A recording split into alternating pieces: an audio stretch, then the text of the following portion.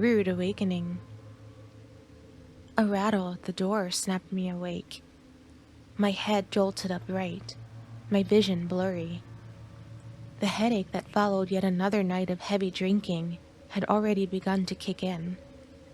I leaned forward on the armchair and rubbed my hands over my face.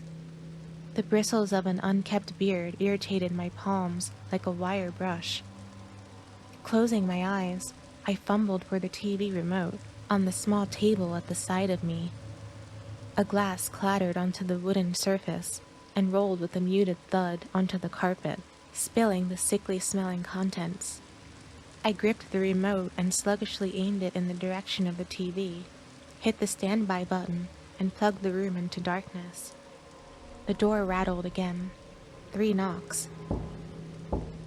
Pulling myself up from the chair, I stumbled as I stretched, sending an empty glass bottle of spirits rolling across the room. Steadying myself on the back of the armchair, I rubbed the back of my neck with one hand. The muscles ached. The door rattled again. Another 3 knocks. "I'm coming, give me a chance," I shouted, shuffling through the dark room to the doorway that led to the hall. I ran my hand over the wall, searching for the hallway light switch, then flicked it on, wincing from the bright light. 3 more knocks. "Bloody hell, I'm coming!" I exclaimed. Using the banister of the staircase to steady myself, I reached out for the door handle. Too soon. Falling forward, my shoulder took the force as it smashed into the wooden door. I cried out, slumped to the ground, and sat with my back against the door. It rattled 3 more times. The vibrations ran up my spine. It was as if nails had been hammered into my forehead. I winced and held my head once more. "Stop! I'm here!" I turned my head to the side and screamed at the door, rolling round so I was on all 4s. I reached up for the handle and took it in one hand. As I tried to pull myself up with it, I turned and the door flew open. An ice-cold breeze hit me like a wall. My teeth clenched and my bones froze. Then it stopped, as quickly as it had started. Shivering, I stared outside at the porch. The moonlight glistened silver off the wet pavement. Shadows of the crooked wooden fence stretched up the steps into the doorway, but nothing else. No one stood there. Pulling myself up onto my feet, I peered outside. Nothing. "Hello?" I murmured, bewildered. Nobody answered. Probably some kids playing tricks. I cursed out into the street and slammed the door. The key had fallen from the lock onto the mat. Bending down, I picked it up, and after a few attempts, locked the door. I stood facing the door, trying to work out what had just happened. 3 knocks again, just like before. This time, from behind me, inside the house. The second room in the basement. I've never really had any reason to be truly scared. Looking back, there isn't one experience I can think of that truly terrified me. I've jumped countless times from sudden, loud noises, or catching something move in my peripheral vision. I cannot recall ever fully screaming or shouting, but maybe that's because I'm not a very outspoken person anyway, and would rather mask my feelings from others. I lost my eldest daughter once. She was 2, and we were in B&Q, which is a hardware store. They have model bathrooms and kitchens. There I am, admiring some taps or tiles, or whatever it was. I turn around to the shower she was messing in, and poof, gone. That was terrifying. But I wasn't scared, more frantic. Full disclosure, I found her taking a dump in one of the display toilets. Not my proudest moment, having to tell the employee they needed to clean up in aisle 6. Anyway, so I haven't ever really been terrified, except once. It happened back when I was 17. I'd left school that summer and had 6 weeks before starting college. It was baking hot in the small, rural town that I lived in, situated pretty much in the middle of England. It's an old coal mining town and a bit of British history here. All the mines were closed down, which decimated both the economy and job opportunities of the small pit towns throughout the country. Back to my town. If you're old enough, or at least look old enough, you spend your time in the local pubs. If you're not, you have nothing else to do but roam the streets, seeking your own entertainment. Me and my friends were the latter. On the main road through town, away from other houses, stood a dilapidated house known as the O'Briens, a 4-story, 6-bedroom mansion. Compared to all the other houses in town, there was an old couple who lived there who, at this point, had passed away some years prior, called, you guessed it, the O'Briens. They had 2 daughters who had moved abroad and never claimed the house, so it just sat for years, building up dust and rotting away. A perfect opportunity for somewhere cool, private, and exciting for 6 teenagers to hang out. The house had a ridiculously big back garden, which was equally ridiculously overgrown.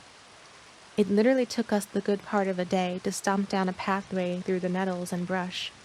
Once through, there was a garage we could drop down onto, which we pulled up the roof of to gain access. We spent nearly all summer in that house, hanging out, graffitiing the walls, drinking, smoking, etc. But there was one room that eluded us. From the garage, you headed through a kitchen, which now only consisted of a broken window that had been boarded up and had a damaged set of cabinets on the back wall. You then stepped into a hallway which looked right through the front door, with the bathroom and 2 other large rooms on the left-hand side. On the right, there were stairs to the 2nd floor. The staircase was built against a wall and had wooden planks running vertical. Directly opposite the kitchen door, built into the back of the staircase, was a large metal door that had been painted white, the paint now a sickly yellow dusty color and flaky. This door was locked. It simply wouldn't budge, and, looking at the hinges, it opened inwards. The house was big enough that we just kind of forgot about the locked door. We'd spent most days up in the 2 rooms of the 3rd floor, away from the road outside, to avoid any passers-by hearing us and phoning the cops. That was until one of the lads decided, for no apparent reason, to light the moth-ridden curtain on fire with the Zippo he was messing with. The curtain, dust-covered carpet and old crinkled wallpaper went up in seconds. We only made it out by smashing the top window and jumping onto a dirt mound at the side of the garage. I think if adrenaline hadn't been coursing through us, it would have been a hell of a painful fall. We hid in some bushes over the road and watched the fire engine put out the flames. But before that could, it had engulfed the 2nd and 3rd floor. The 2nd was still usable once we got the courage to re-enter the house, but the 3rd was gone. Just the outer walls and what was left of the roof. Shame, really. So we were confined to the bottom floor. The garage was too dark to see in, and only had an old table we'd found that you'd normally use to put the paste on wallpaper. We used it to get in and out of the roof. The kitchen wasn't much brighter, and the front room had a big window that overlooked the footpath and road outside, so that left us a small, bleak back room to chill in, which got boring pretty quickly. Boredom led to curiosity, and I noticed that one of the wooden planks on the side of the stairs was loose, and that there was an open space behind it. Finally, we could see what was behind the metal door. What a mistake that was. They say curiosity killed the cat, but in this instance, it questioned my whole belief. The wooden panels were surprisingly hard to pull off, even for 6 fairly athletic teenagers, so we went out scouting and brought back a few torches and a crowbar. It was still a slog, but we finally managed to remove 2.5 of the panels. Shining the light into the hole revealed another staircase that led downwards, yet it looked as though it was decades older than the rest of the house. Cobwebs engulfed every surface, and the stench of musk and damp attacked your nostrils if you got anywhere near the hole. After some giddy behavior, some pushing and shoving, and a game of 6-man rock, paper, scissors, I grabbed a torch and slowly stuck my head through the hole. The room was darker than dark, so dark that the beam from the torch could be seen cutting through the blackness. I shone it down the staircase first. It went down deep. The hole we had made was maybe 4 or 5 steps from the door, and there were at least 25 below it. At the bottom, a wall and a doorway to the left. I swung the torch to the right, towards the metal door, not expecting to see what I saw at all. The door was definitely locked, tight, with 3 separate deadlocks that ran down the side, all barred. But what caught me by surprise was on the small lip of the top step, pushed firmly against the door, was a really outdated fridge, the ones that were squared and about waist high. I told the lads stood behind me, and they laughed, thinking I was joking.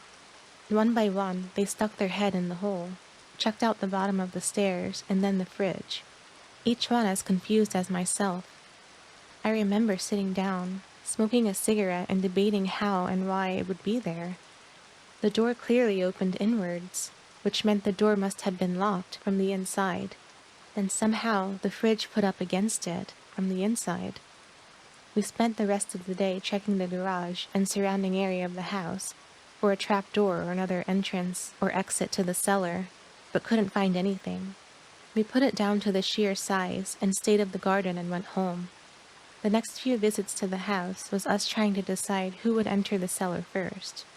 No one wanted to, and no matter how many games of rock, paper, scissors we played, it was always best out of a higher number. Until one day, I'd had enough. We were sat in a circle, in the other room, messing with stuff and just generally chatting. Except me. I just sat and stared at this hole. This dark void in the wall. Finally, I got up, explained my intentions, took the torch from my pocket and stepped inside. Everyone else quickly and very excitedly followed. Immediately, the first few layers of the wooden steps just disintegrated under my feet. They turned into a mulch of damp splinters that clung to the sole of my shoe when I lifted my foot. It was worrying, but the stairs seemed sturdy enough. Each step I took downwards, the temperature dropped rapidly, and the air seemed to get thicker and thicker. The inches of dust that I kicked up didn't help also. Admittedly, I was a little scared, but I had 5 other lads behind me, so it was impossible to turn tail now. I headed down and reached the second to last step. I could see the doorway, which led to an open room. Pausing, I regained my courage with a few shaky, deep breaths, and stepped through. The room was in a worse state than the stairs. Webs littered the rafters and floorboards above like moss. They hung from the ceiling in clumps, all tarnished with dust. Weirdly, thinking about it now, we never saw any spiders, though. The floor was carpeted in a layer of debris from the rotting wood above, dust and dirt. It was a miracle none of us ever fell through the floor above.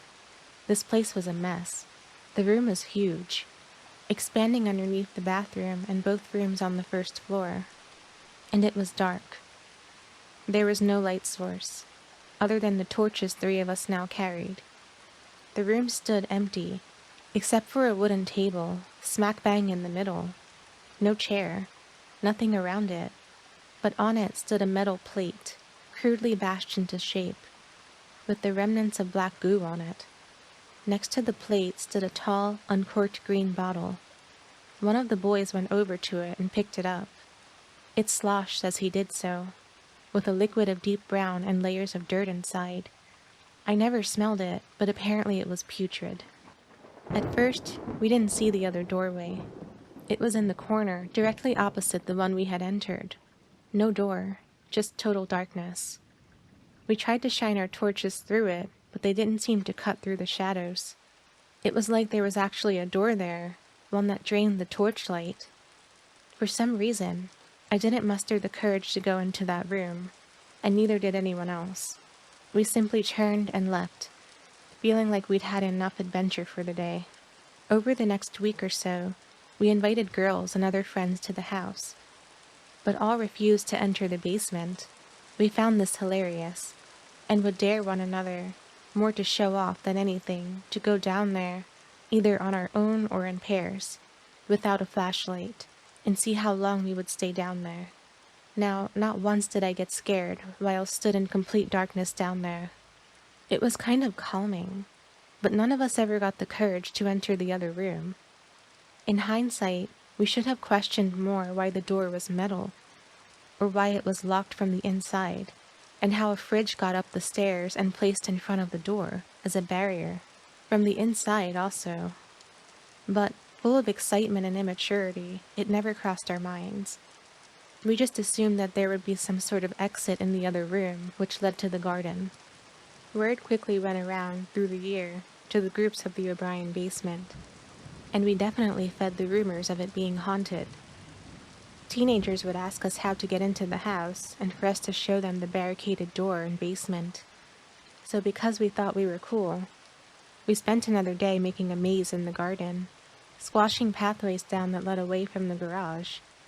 We would then invite people into the house, lead them through the garden, into the garage, and show them the hole in the stairs. It got quite popular, and we decided to cash in on the opportunity. We told people that if they wanted to see the basement, then they would have to do the initiation. As they came in, we would have one person sat on the fridge, and another person at the bottom of the stairs, both with torches, and send the people into the first room, telling them that they had to stay there for 10 minutes, with the torches turned off, and then we would let them out. This went on for a while, and it was fun at first. A lot of people bottled it as soon as the torches were turned off, but some stayed. We'd cheer them back up the stairs when they completed it. It was a little cheesy ritual we created. But still, everyone refused to go into the other room. When questioned, they just said they didn't feel comfortable. Until my little brother and his friend came. They were 2 years younger than us, and initially, we refused to let anyone who wasn't our age into the house. We were there all the time, and there were 6 of us in the friend group, so it was pretty easy to deter people away if they managed to find the entrance at the garage. But after constant pestering and initial curiosity of others dwindling, we decided to invite them along. We made a big deal out of it, taking them to the dilapidated fence at the back of the garden and tying their jumpers around their faces as we led them blind through the maze of shrubbery and thorns to the garage. It was a decent drop from the hole in the roof, and, even though my brother managed it, his friend had to be lowered down by his arms. Once inside, they were met with a stench of smoke that lingered from the floors above. We walked them through the kitchen and showed them the makeshift entrance to the basement. We told them the story of the metal door, and how it didn't make sense, and gave them the option of staying in the first room, in pitch black, for 10 minutes, or go to the second room in pitch black for 5 minutes. An offer a lot of people initially picked, until they got down the staircase. "Second room," they said in unison. We all laughed, expecting them to change their minds immediately. One of the lads slipped through the hole in the wooden boards and turned right, heading up the stairs and positioning himself on the fridge. I went through next, and positioned myself at the foot of the stairs. I'd just like to say, at this point, all of us regulars felt complete comfort going down to the bottom of the stairs practically alone. We'd all taken it in turns when bringing people down there and had done it numerous times each, so this time was no different. There was a giddy, nervous atmosphere when the 2 youngsters entered the staircase.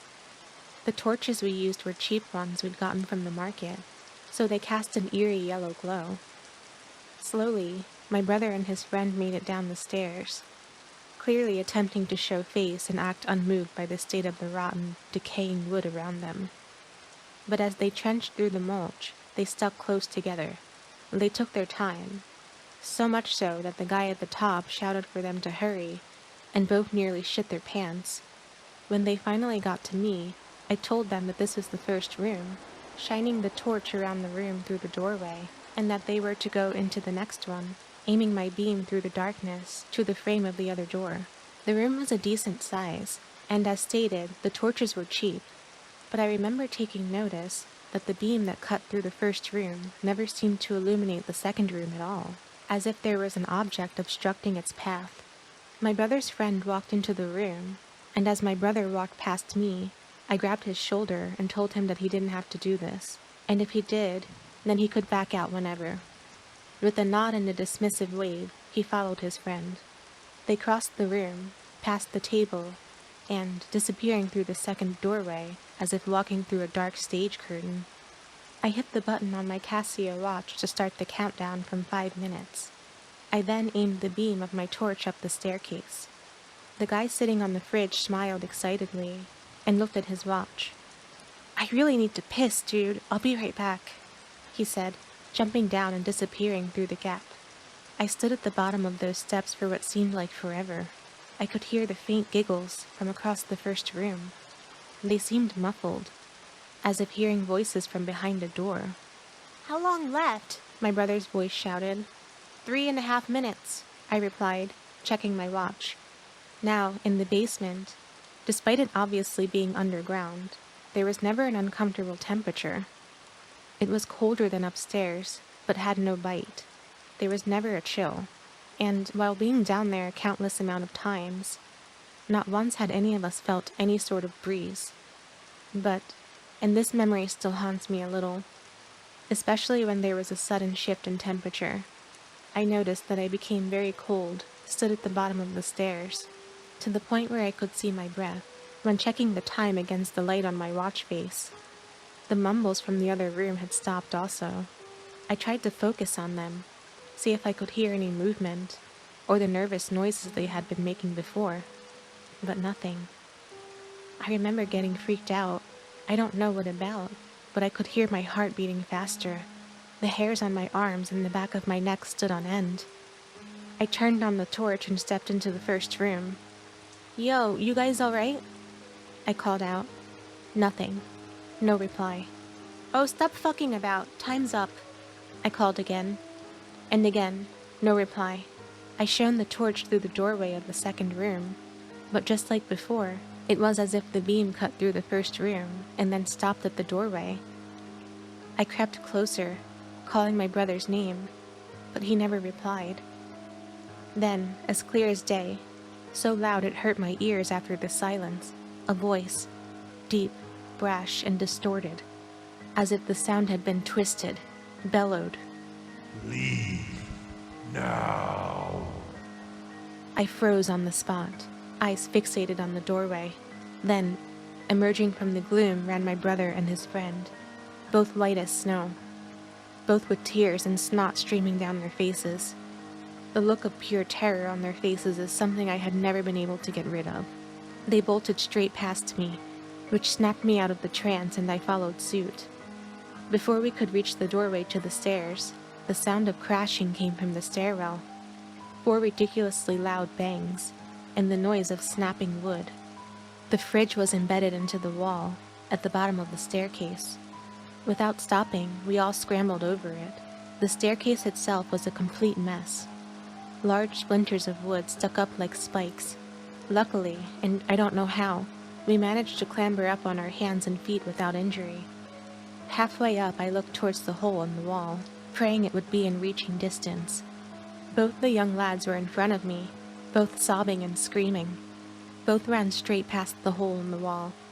The metal door, locked before and with no key, we looked everywhere for it, stood open. Light from the garage exit spilled through the kitchen and down into the basement, as if it showed us the quickest way out. Instinct had set in by this point, and all 3 of us darted through the door, onto the table and up through the garage. My brother's friend, too small to get down on his own, managed to get out without help. We ran through the garden maze. At one point, I had to grab a hold of my brother to stop him from going down one of the many dead ends that we had created and, without word, took the lead. We raced to the fence, squeezed through the hole, and collapsed on the field behind the property. I looked around, and there, also sat on the grass, staring at the 3 of us, was everyone else who had been in the house. No one said a word. Everyone looked as scared as each other, except for the 2 younger boys. They wept, for a really long time actually, as we all just sat there in silence and let them do it. Once they had stopped, we all got up, without a word, and went home. My brother said nothing to me on the way. or when we got back. He went to his room, and I went into mine, and that was the end of that. No one went into that house again. It stood for a year or two, then was demolished. Apparently, one of the daughters had finally come over and claimed the land, only to sell it to some new build project. Now, a group of houses sit where the garden and house were. Nice-looking houses, to be fair. My brother still refuses to walk past that estate. They never built on the land directly above the cellar. Apparently, and I've never actually had this confirmed, but the builders refused to fill the cellar in for some reason. Just bricked it up and left it as open space, despite being able to fit a perfectly good house on there. We only brought it up once within the friends group, and only because I convinced myself that it had been one of them that had opened the door somehow and moved the fridge. But they all swore it wasn't. They said that as soon as it started getting really cold in the house, they got spooked. They heard the voice and headed for the kitchen, noticed the door was open when they heard the loud bangs, and bolted. I tried asking my brother about the room, but he completely shut down when I did. He quickly stopped being friends with the kid who went down with him. Said they no longer had anything relevant to talk about. The pictures show the house after the fire. You can see the smashed window from the fire brigade, and the black from the smoke around the top windows. The garage is behind. Can't see it in the photo.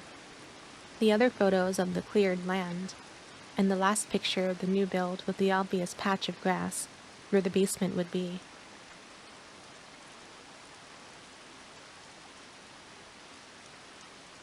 Nightly routine. The soft whimper stirred me from my sleep. Tiny little moans as she worked through yet another sleep cycle. I sluggishly turned around in bed and checked the alarm clock on the bedside table. 3 a.m., just like every night. Grabbing the top of the duvet, I pulled it up around my neck and snuggled back into my pillow, praying she would settle herself. The whimpers turned into cries, then wails. The sound echoed through my dark room. It burrowed deep into my ears and rang through my head. I began to weep, throwing the covers off of me and pulling myself out of bed. I walked over to her, picked her up, and cradled her in my arms. I rocked her gently and whispered, "Mummy's here, baby. Go back to sleep." After a while, the cries stopped. I turned, placed the urn back on the shelf, and climbed back into bed.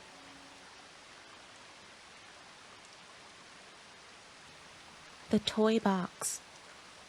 I must have been about 4 or 5 when I encountered the creatures in my room. I still had a toddler bed, not quite a single, the one that is converted from a large cot. It was low to the ground because I was prone to rolling out in my sleep. Near the foot of the bed, against the wall, there was a big red toy box made of plastic, in the shape of a treasure chest. The chest was crammed full of toys, mostly little figures of cartoons I'd watched. Street Sharks, He-Man, Thundercats, biker mice from Mars, a few Pokemon figures, but mostly action men. I had a nightlight, a little plug and one at the side of the headboard, in the shape of a crescent moon. It glowed a faint orange that stayed on throughout the night. My mom always left the door ajar a little. We had a street light situated right outside the hallway window. It shone a strip of white light onto my wall. The toy box was next to the door. It was a small room, but the door just missed the sides of the box when you opened it, as if it had been purposely built for the space. I was awakened by the sound of cracking and squeaking, the noise a dog makes when chewing a plastic ball. Small bumps and thuds came from the foot of my bed. I sat up and rubbed my eyes, mouth agape, still practically asleep. I sat and listened for a few seconds. The sound of rustling, things being clanged together, snapping and gnawing, crept over my footboard, as well as the constant clatter. I could make out faint squeaking, very low and quiet, but it was there. more like that of a guinea pig than a mouse. But something was different about it. At the end, instead of rising higher, the tone dropped into a small growl.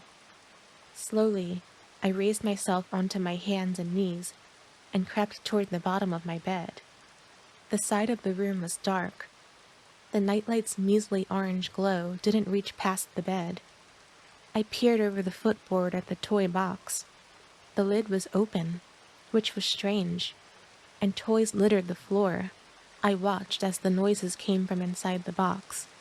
Something was moving, but amongst the figures, I couldn't tell what it was.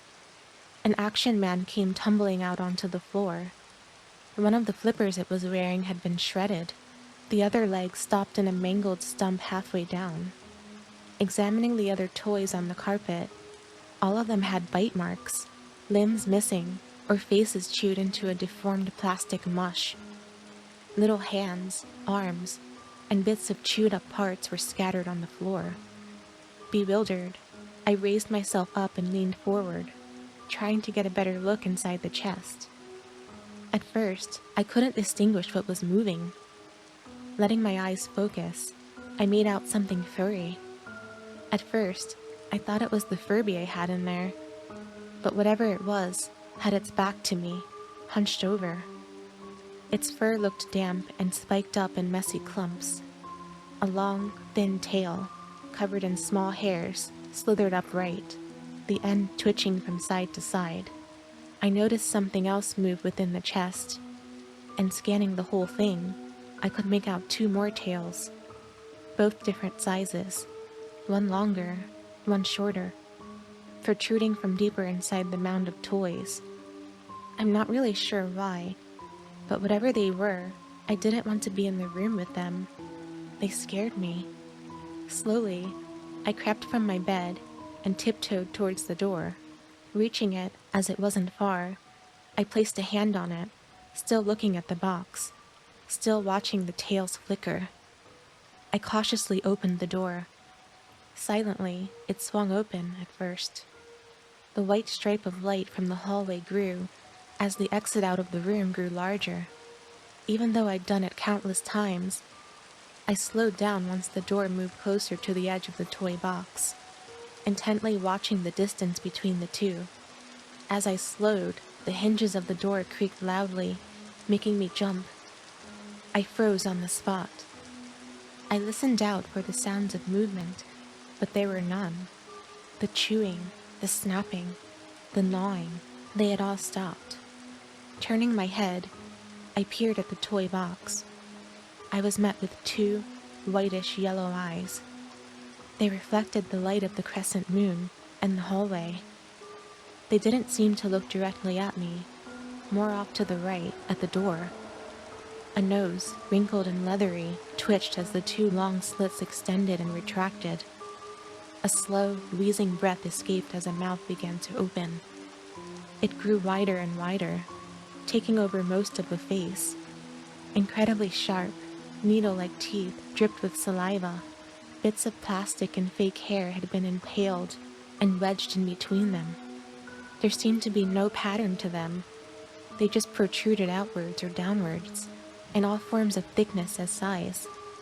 What looked like horns or ears, I couldn't really tell, protruded from atop the head around the eyes, as if the eyelids stretched into a pointed, contorted spike. The creature didn't move, neither did I. Slowly, and with very little noise, toys were pushed out of the way and two more heads arose from the medley, all staring in the direction of the door, all white and yellow-eyed, like pools of molding milk. My heart drummed on my chest. Tears accumulated in the corner of my eyes. The creatures were different sizes, from a very small one to one the size of maybe a large rabbit.